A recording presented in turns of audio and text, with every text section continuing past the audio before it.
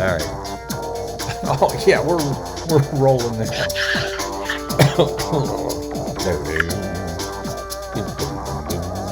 It's almost the solstice. I can hardly wait. I know, it's so close. So close yet so far. No.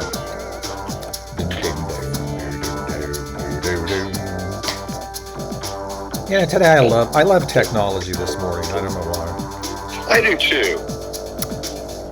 It's like it's almost As it's like we're just like adjacent to one another, quantumly entangled, yet many kilometers apart. It's just such an yes, interesting thing. Let me quell the Maraca riot that's going on here. Okay, oh there they go.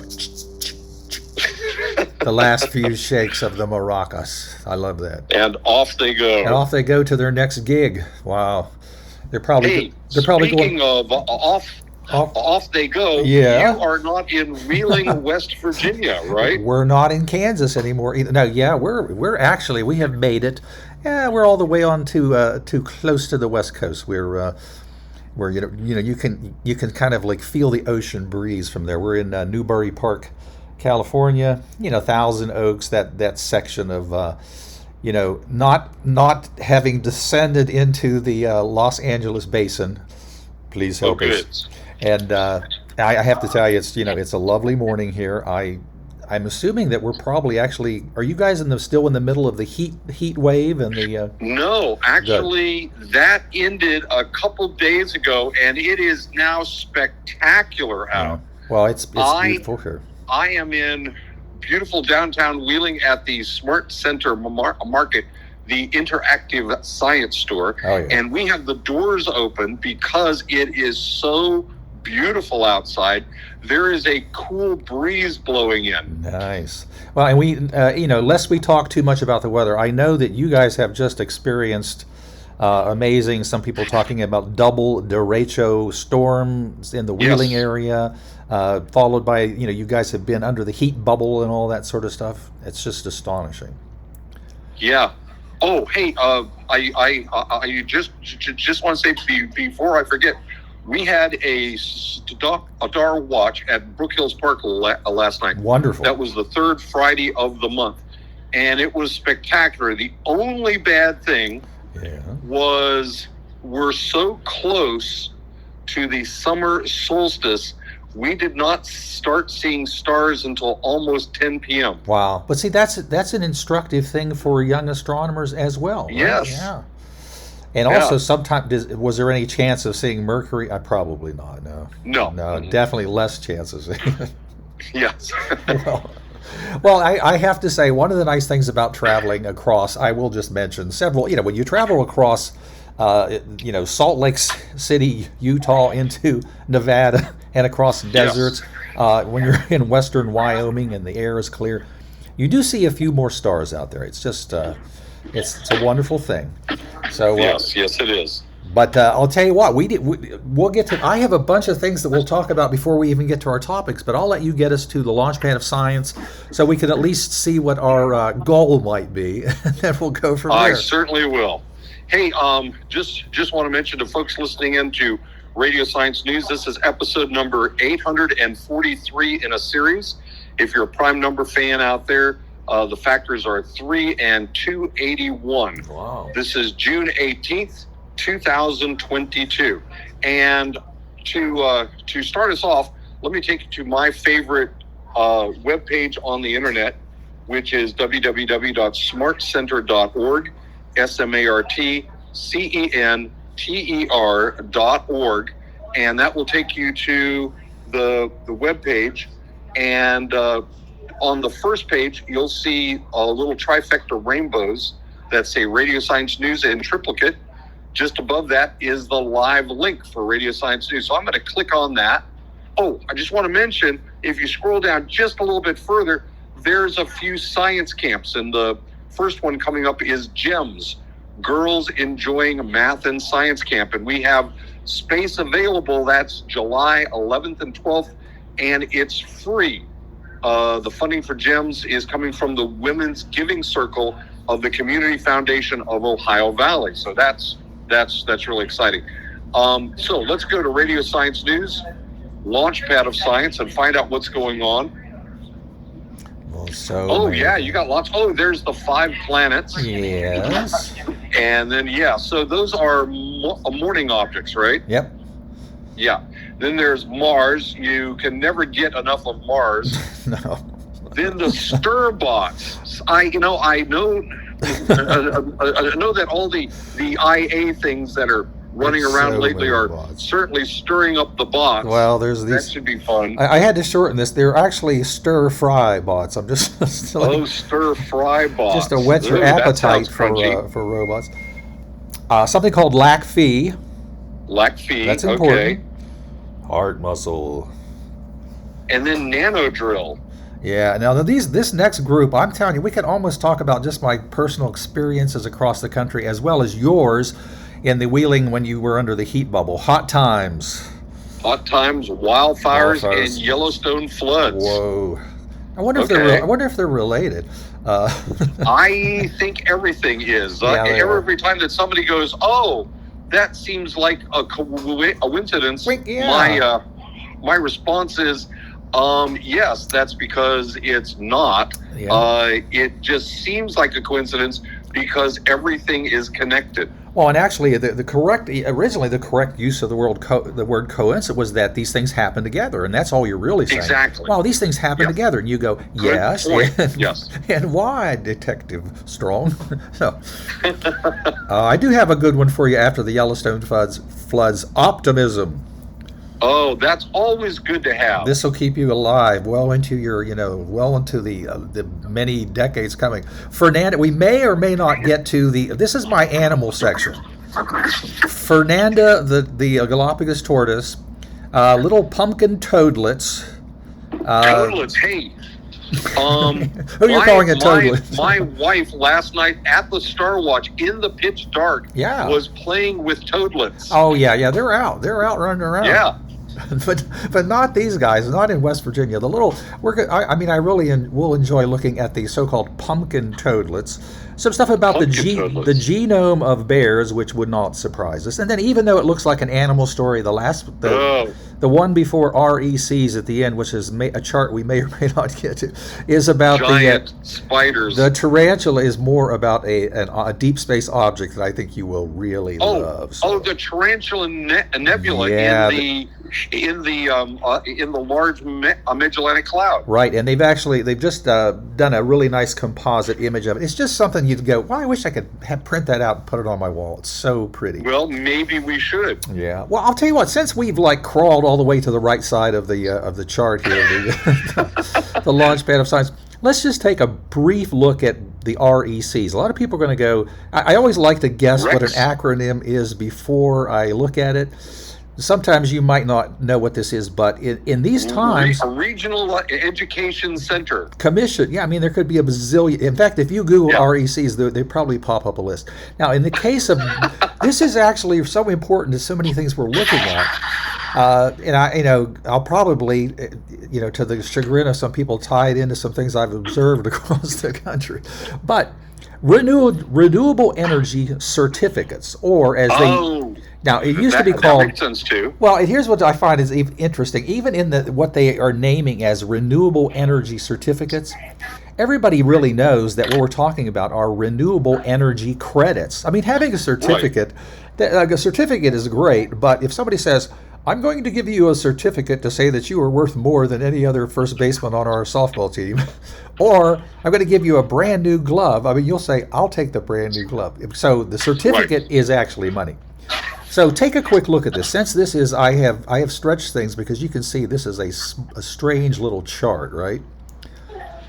The point that they're making, this is a share of sampled companies. Now, the other part that's interesting is that usually it's companies or entities other than just little people that live in houses that can acquire a lot of these energy credits. We used to talk about it a lot in relationship to the solar energy credits, which in many ways could have moved West Virginia ahead of so many people because, for example, Could still. and it could still, and I'm going to Yes. hold on to that optimism because that's Good. part of our thing about how being optimistic is good. One of our topics. You and I have talked about this at length, and sometimes I go, man, here could be the whole show. So be careful. We don't want to go too far here. But just in the context of West Virginia and why, if we were thoughtful, we would be ahead of a lot of other people. West Virginia, if you had green energy credits, or renewable energy credits, obviously West Virginia's wind power would contribute to that. Exactly. West Virginia could also, because they wrote it into and a lot of people, are so mad at Obama and folks who tried to go into green energy because they're saying that it was against certain areas or against certain places.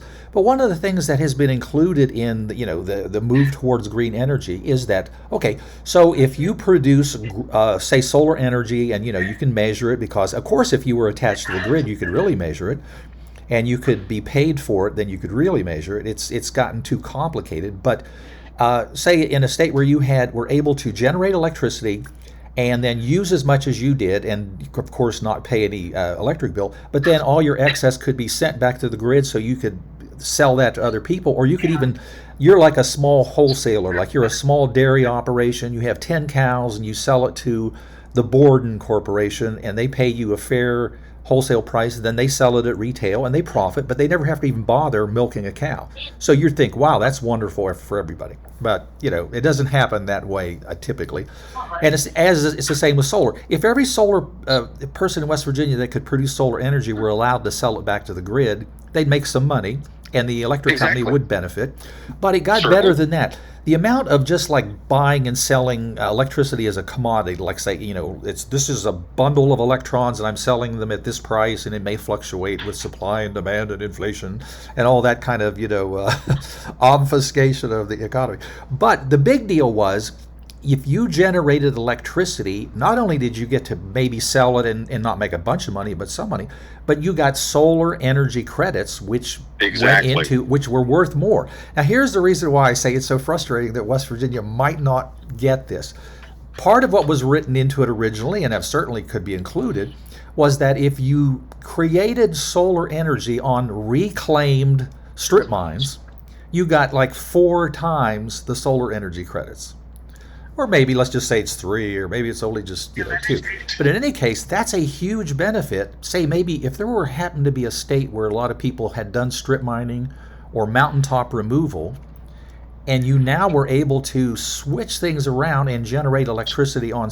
I'm just going to say we mentioned Elkins, West Virginia, because you can see Elkins as you come into it from the east. You see that the hillsides of the mountains and things above Elkins they're literally like terraformed, and they've had to in recent times make it so that water doesn't rush off and all that. But it's almost like you were looking at something that would be the first step in establishing a whole bunch of say maybe water retention ponds and lakes for recreation, and solar farms dotted amongst that, along with trees and things. And you would be able to sell that electricity to the so-called grid. So wow. Yeah. Great idea. Yeah, and just to go back to this chart, we'll just touch on it briefly. The basic point that they were trying to make is, and they don't make it real clearly. I'm going, so what are the colors here? The purple.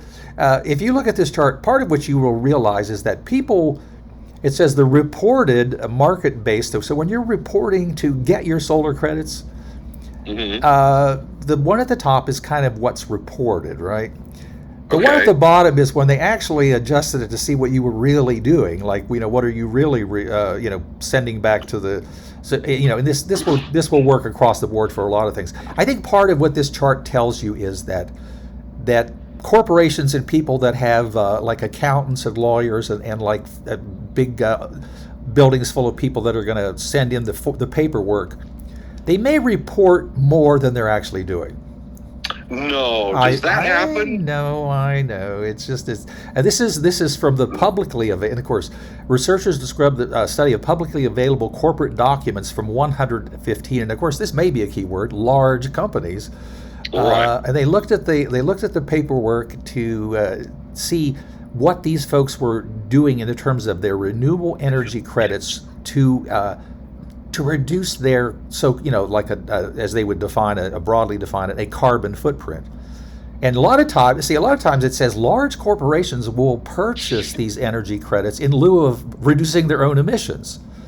Well, that's a great idea. Well, it's a because you can appear as though that you're doing something good by just throwing large amounts of cash at it. Well, yeah. It's kind of like when people say, you'll go ahead and pay the fine instead of go to trial. Those kind of things. Exactly. Right. And I don't want to spend too much time on this because I know I'm way stacked up on great topics. So I'm going to go to this last. There's a paragraph at the end that says, researchers found that overall 115 companies were claiming reductions of greenhouse gas emissions of 30% over 2015 to 2019. But analysis of their mitigation revealed that the true reductions were only 10%. 10%. Oh. There you go. So. Wow. Anyway. So you're saying that not all large corporations are being honest. Well, that's part of it. And even the other part of it is that the kind of like tangential thing where somebody says, oh, okay, Robert Strong, you have 15 acres of land in West Virginia, and you plant so many trees per acre, and we have defined each one of those as being a carbon sink of so much. And then, Robert, you get to sell that to a power company.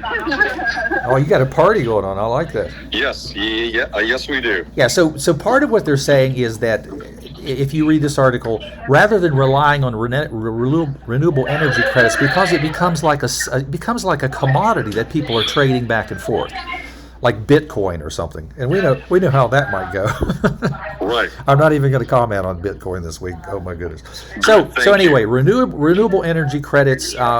They sort of imply that it would be much better if people have to accurately report how they have reduced greenhouse gases, as opposed to being able to say buy credits from 1,000 acres of agriculture in the Amazon basin who have planted trees after they strip the land or something like that. I'm just going to say people will manipulate the system.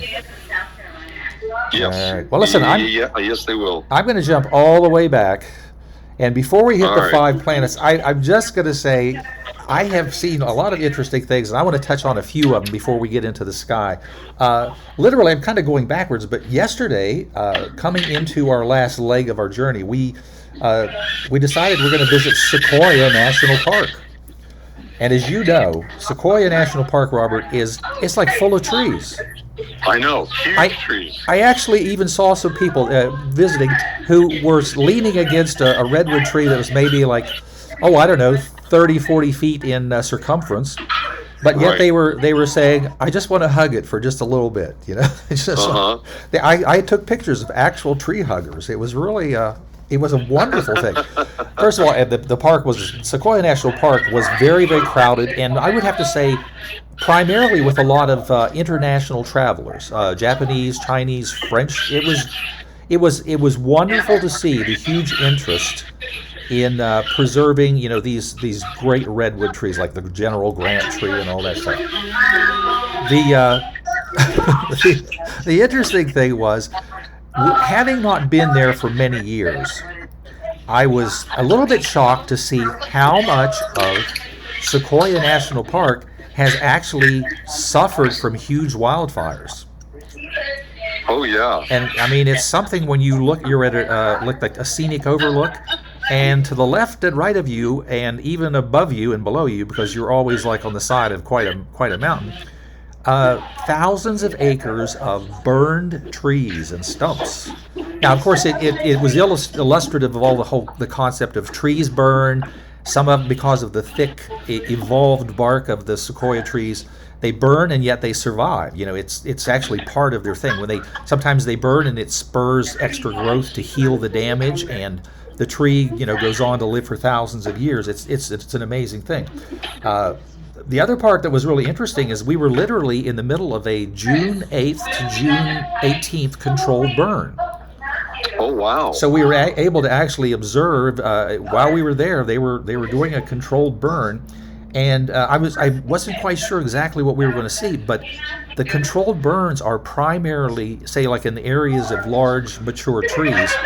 They go in and they cut down and then burn. I mean, they literally do burn it, because part of the as people understanding redwood trees, they can survive like a lightning storm that starts a brush fire, and it rushes through the forest, burns the bark, scorches it, but it also burns away all of the undergrowth, so that there never is an accumulated amount of burning material at the base of the tree that can kill it. So we basically got to see areas where they went through and did controlled burns to remove excess vegetation under a tree. And yet, so it was really remarkable. But the overall amazing thing was just to see how much of the forest had burned, including the recent, the worst burn recently was 2021, where they actually had to, have like almost like a Custer's last stand at the Grove of the Giants, where the Lincoln tree and the General Sherman tree, all the biggest ones are. They ended up cutting down trees and doing pre-burns and stuff just to save this little, like, maybe 100-acre section. It was amazing. Wow. So to see that was just something. And we had just in our travels, we had thought about whether we would stop and just see Yellowstone National Park or not. And for logistics, we ended up planning our trip. So we were basically 2 hours south of Yellowstone, and on Interstate 80, all of the signs started flashing. Yellowstone Park closed. All entrances closed. Yes. And we were thinking, well, that's weird. And as we watched the weather, we were basically, the storm was passing us on the north, and we were in beautiful sunlight weather to the south of it. But we obviously, the sequoia damage is really something, and I do have a link on here about that. Okay, the last thing I'm going to say before, gosh, we're probably going to have half the show done before I even started. Having landed in Newbury Park, California, and turning on our TV to see what was, it's really nice when they have 15 news channels that cover the same thing over and over again. But they never have the science channel. And for once, I went, OMG, that's what scientists often say. They had the science channel. And it answered one of the questions that my wife and I had as we traveled. Traveling across, I'm going to say, when you travel across Iowa, most people think, Iowa's maybe not the most exciting place. It's boring. Iowa, Indiana, and across those areas, we were noticing how actually surprisingly beautiful it was that there were all these farms, but then they were all kind of separated by forest. You would have like a belt of forest. Oh, right. And that's true. I'd always kind of known that they go, that's for, you build your house and put what they would call a shelter belt, of trees. Right, yes. Well, and I just happened to turn on the Science Channel this morning as I was, putting the final touches on this excellent show we're doing. And, it's fabulous. And there was a brief little thing talking about this the company Maxar that you've seen so many images of from the Ukraine battles and things. Maxar is this big corporation that does high definition satellite surveillance and stuff. And they started off by they were looking at the Midwest, and somebody said, it's really weird. They kept seeing all these black lines, north and south, and they finally zoomed and they realized that there's an astonishing amount of forest in the Midwest. Yeah, they're talking about Nebraska, all the places we had just traveled through. And the thing that was interesting, and I had never heard of, was that after the Dust Bowl, and the Dust Bowl, it needs even long story short on the Dust Bowl, people think, it was a climate issue. Most people agree that the Dust Bowl was almost exactly like something we're looking at today, where the price of wheat was based on supply and demand, and more importantly, price setting and price fixing by commodity traders.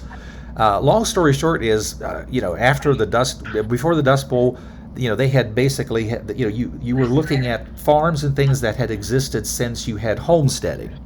So people had land, and they started producing wheat, and the price was good, and there was a demand for it, and so it was, the idea was, well, we'll produce more and we'll make more money, and that was great until they got to a point where, there was an excess amount of wheat, and the commodity traders dropped the price, and all kinds of people went into panic.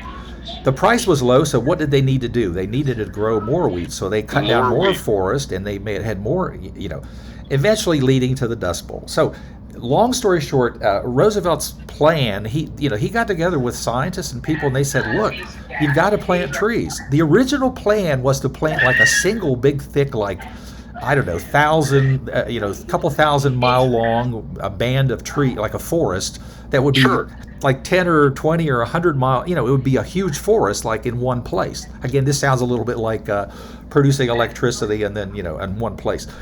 So they finally realized that what they would be better off doing would be let every farm plant like a 10-foot stretch of trees all around their own property. Makes perfect sense. And that was known as it was called the shelter belt concept. And the result, shelter belt, what a brilliant idea. And the result is that, oh wow, all of these trees started to grow. They were able to keep the soil from moving, into a dust bowl kind of scenario. Right. And then the fertility started to return, and the productivity of the soil returned. And so, long story short, they were saying that if you actually calculated the acreage, there's quite a bit of forest left in all those, like Nebraska, Kansas, all those areas that you think of as just empty territory. But they were literally saying they found out the simplest thing to do was to plant trees, and that lesson has not disappeared. I'm just going to say. So. The answer to almost every environmental question that everybody has is plant trees. Well, yeah, and the part that I think that is as simple as that. The other thing that's plant trees. The other thing that's interesting about that particular concept is it's not the smartest thing to do that you organize a whole program to plant a forest that's 100 miles wide and 2,000 miles long, across the continent. What you can do is that every entity, say person, family, or little business, can realize that the planting of trees, as part of their little neck of the woods, pun intended, can be one of the best things you could do. So obviously, I mentioned that to you since I have buckets of trees for you to take to your place, downstate. I cannot wait. Yep. So, all right, well, let's jump into it. And let me just say to our listeners again, come up with one environmental problem and see if in some way the real answer to that environmental problem is not the 2-word plant trees. Plant trees, that's right. I mean, it's that simple. Oh boy! Wow. Yep. Thank you for that. That is brilliant. That's from 2 simple scientists to the public there. So plant trees. Now, I'm going to let you quickly mention the solstice, and then we're going to hit 5 planets. Are you having a solstice where you are, Robert? We're having one here. I think it is a global phenomenon. Oh, you got to be kidding! Really? Yeah, it's true. It turns out that every year at about this time, as the Earth goes around the sun, because it spins on its axis and it has what's called rotational inertia. Ooh. The poles, sort of the North Pole, that artificial line that goes through the Earth from the North Pole to the South Pole, if you extend that line out into space, it comes fairly close to, and get this, there's a star called Polaris. Nah, nice idea. That might be a coincidence. It's and this is only good for this millennium, of course, but it works for now. Yeah, and so the wonderful thing is, because the North Pole of the Earth projected out into space comes fairly close to the star, and what occurs is, because the Earth is tilted, it's always tilted to the same amount in the same direction. There are 2 times a year that we call the equinoxes, where you have equal day and equal night. Then there are 2 times during the year where you have the longest day and the longest night. Well, it turns out that the solstice that we're coming up to is the longest day. Longest daylight period. Right, Yeah. the longest daylight period, and that's why I was joking about the Brook Hills Park Star Watch last Sure. night. We watched a beautiful sunset at about 9 o'clock local time, and it took another hour for it to get fairly beginning to get dark. Yeah. I mean, and then it took another half an hour for the stars to come out, and so you know, we were having a star watch with the nearly maximum amount of daylight and minimum Yeah. amount of nightlight. Yeah. Yeah. But that's important. And of course, the bad thing for you know, like for a simple agrarian folk like myself is that Right. I typically think you should just work from dawn to dusk. Work from dawn to dusk. Get up you with the poor chickens thing. and oh my God. So yeah. Yep. Anyway, so let's take a quick look at, speaking of dawn to dusk, the first story is, I know a lot of people, I've seen people thinking, oh no, this is the mysterious alignment that's going to create Oh, some no. amazing thing. Hey, But no. Right. So let me before we begin, I just want to tell you that the planets are always in a line. That's right. I want that to sink in, folks. The planets are always in a line. It turns out that because of the way that the solar system began, that angular momentum of the swirling gas and dust created a disk of swirling Yeah. gas and dust around the infant sun, and that in that swirling disk of gas and dust is where the planets form. So the planets are pretty much all in a flat plane. Yeah. And because the Earth is one of the planets in that flat plane, when you look out into space, the planets are still in that flat plane, and because you're within that flat plane, it looks like they're in a line in the sky. Well, see, The worry is, folks, if they ever stop being in a line, yeah, that's true. okay?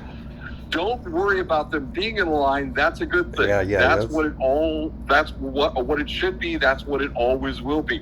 If they ever get out of a line, that's when you start to worry. Now, of course, there are some, shall we say, political reasons, because you want to sell a book or a movie, or Well, you just want to make yeah. some cash, that you can Assigned. can frighten people by saying, if the planets ever come into alignment, their gravitational influences will Oh, no. merge to get together, and it will rip the Earth asunder, and Oh, my blah, blah, gosh. blah, blah, blah. To learn more, you need to buy my book for $39.95. Yeah, that's true. Those people should be shackled and thrown things at. I think Okay, 'cause they're just bad line them people. up and we'll look at them. That's what. Yeah. Now the thing is, Okay, apparently, the thing that is so cool is that if people get interested enough to look at it, Sure. if you click on this link, you'll see that they're showing you that in the eastern sky. Yes. And you're gonna, if you were to get up early enough, you will see Mercury, Venus, the Moon, Mars, and Jupiter. And Right. just seeing them all together, in Saturn up, further off. It's really nice. It's a really cool thing, and as you and I have often said, even if people throw these crazy things out there, if it means that folks will become more aware of these things Right. that are occurring in the sky, and then think about it, and thinking means that maybe in a thoughtful way, that'll be a good thing. Right. Go ahead. So the fascinating thing is that yes, the five of the bright planets of the moon, they will be out, and they will be in a line. And again, they will always be in a line. It's just Yeah. that it's just that just because they move through the sky at different rates, because they're different distances from the sun, what usually means is that they're sort of scattered around the sky. Right. Right. Some of them are in the nighttime sky. Some of them are in the daytime sky, and you don't get to see them. Yeah. But every now and then, and it's not a rare event. It's just an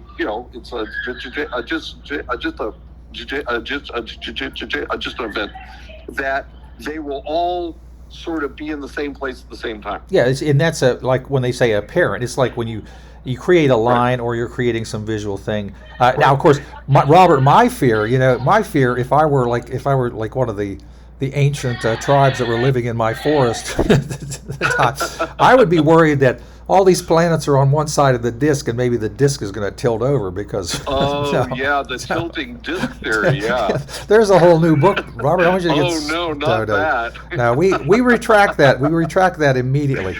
Instantly, yes. How about we're going to take a quick visit to Mars, because go off to Mars. One of the things that just kind of came out from the European Space Agency's Mars Express orbiter. And you can click on that active link. This little story from Sci News has a really nice image. And at first I was going, okay, of course we talk about colorful. I think if you click on the image may or may not be large until you click on it. But if you scan through, it shows some of the colorful landscape of Aeonia Terra, Mars. And this has been gathered by the high resolution stereo camera. I mean, they call it the HRSS. They has that little acronym. The nice thing is that it's high resolution, and that's cool. Yeah. That's beautiful. Look at those craters. Well, and the part that is probably mostly discussed is if you're looking at the large crater, kind of in the center of the image, and to some extent the other one down there. What they can see is there's a lot of dark black area up here. I see a lot of dark black area there. What is that? Well, and I think what they're starting to, it says that particular feature, Aeonia, is a dark patch on the surface of Mars that can be seen on Earth even with rudimentary telescopes. So I need you make sure to put this on your list of things to look at it. I shall. The next appropriate Star Watch. But I think. Again, it's a nice story talking about different. I'm going, gosh, you scientists! Martian history, the Neokian period, the Hesperian period, and the Amazonian. Then they define it as from 4.1 to 3.7 billion years. Then the Hesperian 3. I'm thinking, well, who got to name all these things? Of course, yeah, sure. Yeah, and they sort of. It's like, what are these winning words for Scrabble or something? They're so long. But if you scroll, Scrabble words for Mars. Hesperian. If you go down within the thing, they do start discussing what they think we're looking at, and they're talking about the dark areas being black sands, known to be volcanic in origin, and they're talking because of the minerals. They're looking for basalts, they're looking for different things.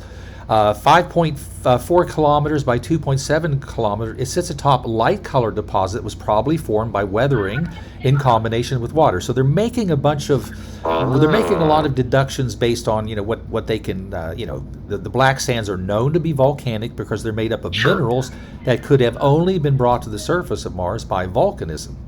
And it resembles volcanic ash on Earth. And they are looking at basaltic. I almost said balsamic, like I was getting a salad here, but basaltic dunes, tasty, and so this is really this is neat. They're looking at the hills and elevations and determining the mineral makeup, and the idea that you've got. They mentioned two things in particular that were very fascinating. That you have a lot of volcanic action and. They're determining that by the mineral makeups and all that.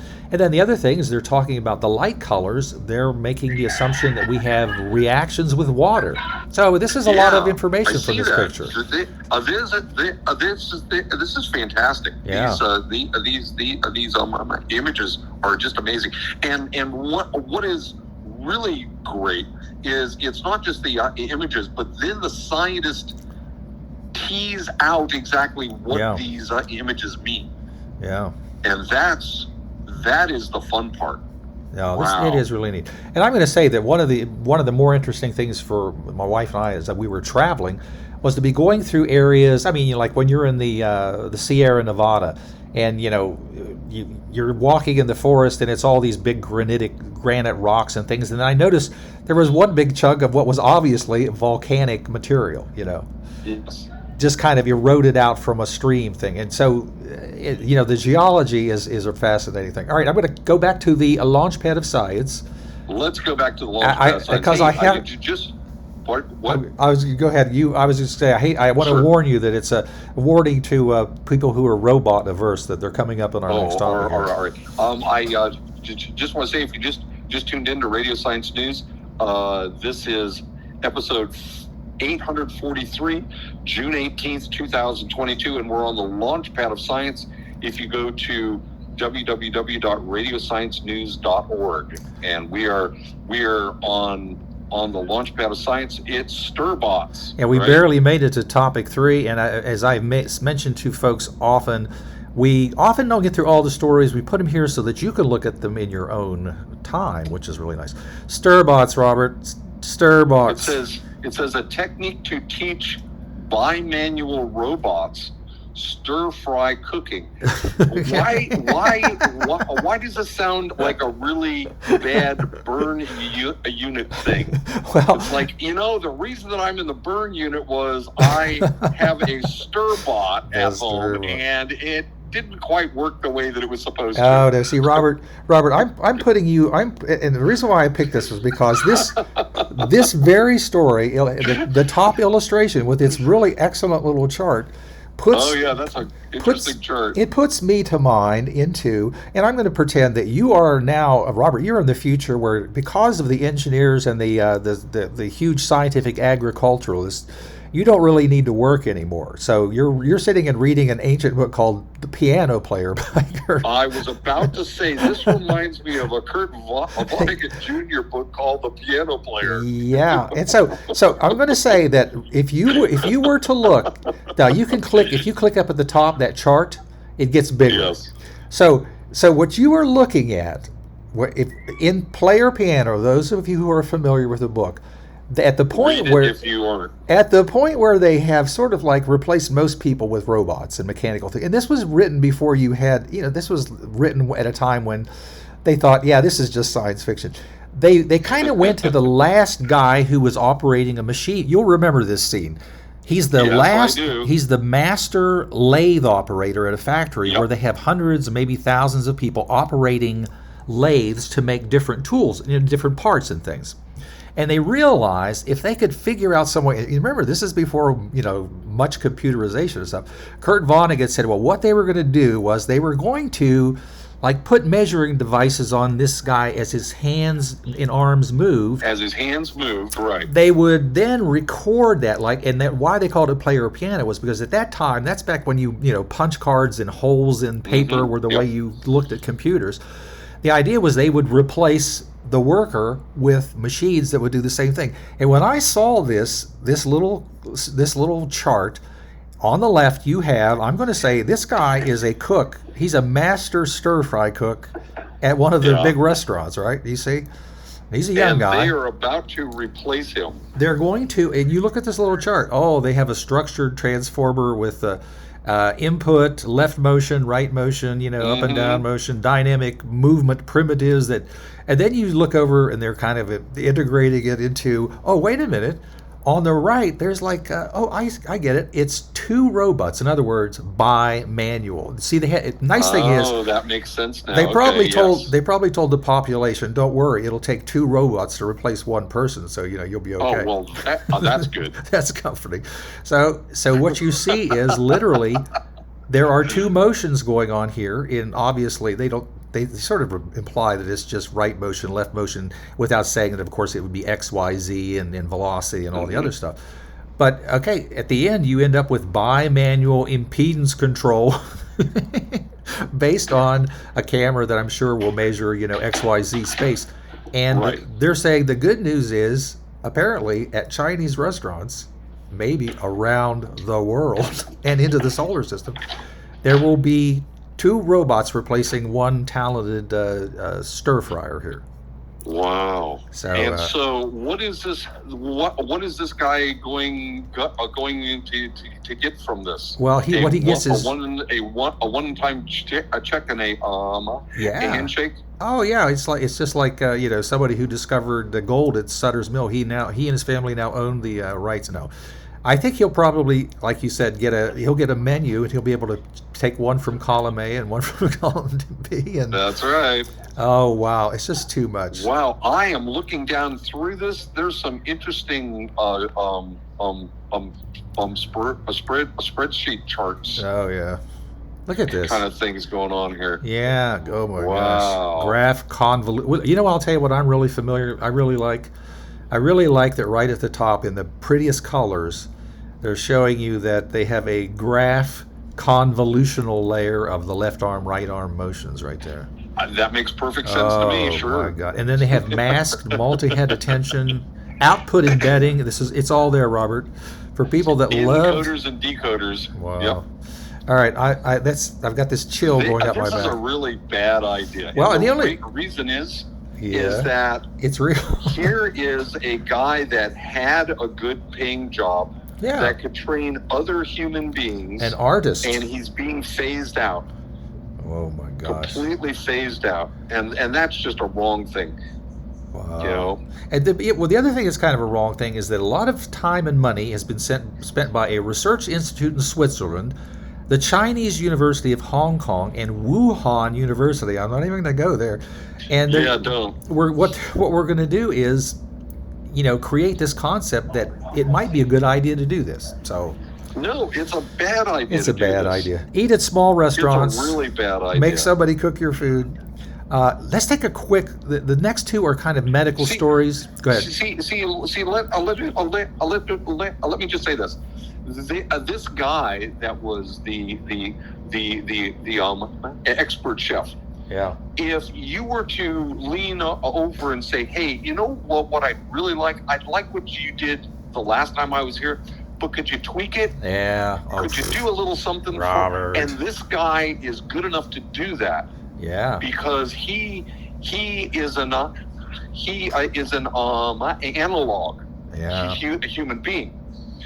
The robots, if you lean over, they're going to ignore you and give you exactly What they want. what you got last time. Well, here's another thing. I'm just laughing because I literally can think of within a short period of time when, say, you would be at, like, I'm just going to say somebody might have been at Denny's restaurant and they were ordering the breakfast, and Right. it automatically, here's the thing, it comes automatically, like, say, with 2 eggs over easy and bacon and hash browns, right? Sure. You know what Right. you can do? You can actually say to the person who's getting your food, hey, would you have them really do the hash browns extra crispy? Right. And that means that they'll brown them and caramelize them just a few more minutes.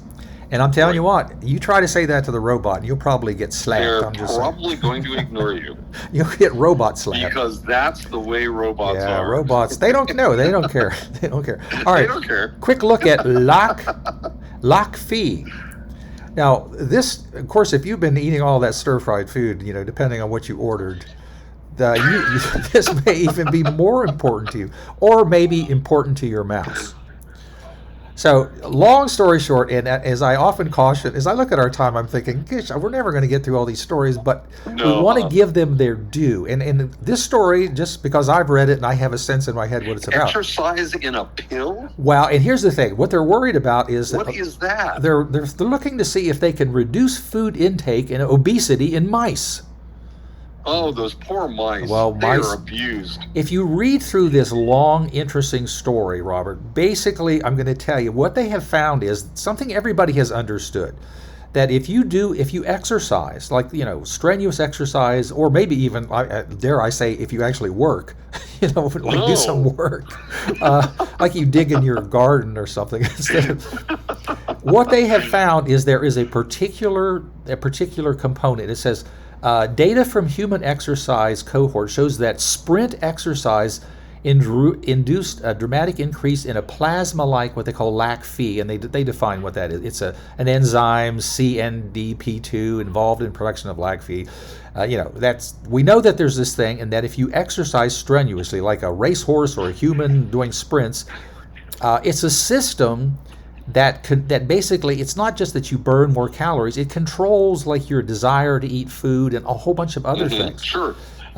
So anyway, they're again, of course, as you will notice at the end, they point out that our next steps, our next grant, finding details about how it mediates its effect on the body, including the brain.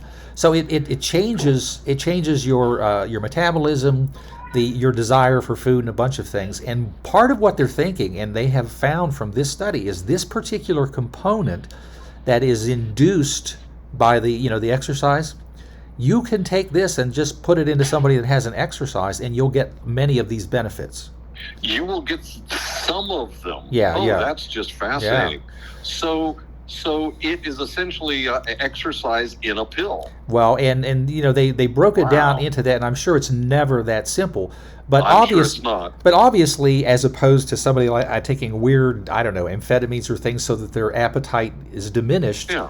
If it turns out that they can use a natural molecule that's been identified, it isn't, being in our blood and the blood of other mammals, since ancient times, it has Right. a whole, little cadre of physiological things that affect the interplay between exercise and hunger. So That's fascinating. well, that's good. That's really neat. If they could just put it into a big like vanilla milkshake, that would be even better. Oh, No, with like strawberries on top. that would be good. Yeah. Hey, a quick Okay, another sign me up. sign, and then another piece of good news. And the only thing that I do get a little concerned about is it starts to be like the Disney movie where everybody like had so many advances that they didn't have to do anything or work or think or Boy, walk if or. only, huh? But there is good news that researchers have, and this is just brand new, June 16th from University of Houston. Look at this little story here. Heart muscle, right? Heart and muscle. It says biochemistry researchers repair and regenerate heart muscle cells. Boy, this is great news. This is really big Discovery deal. has potential to become powerful clinical strategy for treating heart disease. Yeah. Well, this is great news because we just got news that one of our dear friends, and we will speak to you offline. Yeah. Had 4 stents put in Yeah. just a couple of days ago, Yeah. and he is trying to recover about this, but boy, to have this coming down the line right now for him could possibly save, not necessarily just save his life, Oh yeah. but could probably Improve it. but could possibly save him continuing doing what he's doing now for Yeah. years and years to come. Now here's part of what I find really almost ironic in terms of the name of the particular component they're talking about. And again, they get into the complicated. They're calling it STEMIN, capital STMIN. You're talking Yeah. about stents and Right, all the this stuff. stents. This is Wow. actually referring to the fact that this particular mRNA, which is, and here the part that's key is they're talking about a synthetic mRNA. Right. It says the researchers demonstrated that the 2 mutated transcription factors, STEMIN and what they're calling YAP5SA, work in tandem to increase replication of cardiomyocytes or heart muscle cells. Yeah. So basically, and again, I just as a caveat, of course, this is for the obese mice. The ones that the previous story we had, the obese mice that now have heart problems. Can now have a little mice Exercise cardiomyocytes. in a pill, right? Well, wait a minute. What they could put STEMIN in, and then I'm going to call it YAP5SA. They could put that in the milkshake too. And anyway, it's really reading through the article. It's very, very promising that this particular synthetic RNA thing can cause it causes this thing and it disappears. It's safe and it's not something. This is really fascinating. They're very Wow. they're very This optimistic. This is fantastic. Yeah. Wow. They're optimistic Wow. that if it can save the obese mice, the ones that just got finished That taking it the, could save us. maybe obese humans might be similar. Just saying, Just saying. Yep. I tried to go back to my next story, because I was thinking that depending on our time frame here, I might want to jump ahead to some stories, but Okay. just because some of these are, wow, the stuff about the yellow. I'm gonna say let's look at the nano drill because this is still in the medical All right. frame, and I think this is Nano drill. fascinating. We've talked about this before because there's a whole section of biomedicine that is looking at, obviously, all kinds of things that, just like we looked at before, this is something that's going to be a RNA or DNA or something. But one of the things that they always talk about, for people that remember that great movie with, I think, Raquel Welch and some other people in a submarine. Fantastic Voyage. There may be Great a better stuff. name for it, but it was, anyway, the idea of having molecular machines is really fascinating. And for those of us Yes. who look into nanotechnology and stuff, they're literally talking about. We mentioned a story on what they call nanoscale or nano drills.